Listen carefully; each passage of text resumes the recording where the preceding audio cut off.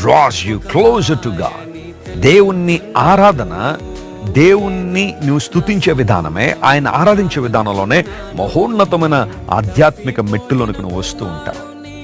ప్రతి చిన్నదానికి కృంగిపోకండి, ప్రతి చిన్నదానికి కంప్లైంట్ చేయకండి, ప్రతి చిన్నదానికి విచారపడిపోకండి.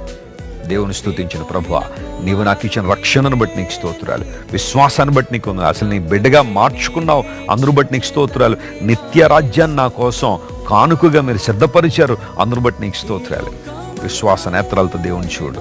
ఆయన అధిక స్తోత్రము నొందదగిన వాడు. ఎందుకు అంటే ఆయన నీ పట్ల అధికమైన మేలులు అని చేశాడు కాబట్టి, అధికమైన కృప ఆయన కృమ్మరించాడు కాబట్టి, అధికమైన విజయాన్ని ఆయన ఇస్తున్నాడు కాబట్టి. పౌలు భక్తుడు అదే అన్నాడు, మనల్ని ప్రేమించిన వాని ద్వారా మనం అన్నింటిలో అత్యధిక విజయం పొందుచున్నామన్నాడు. We are more than conquerors in God who loves us.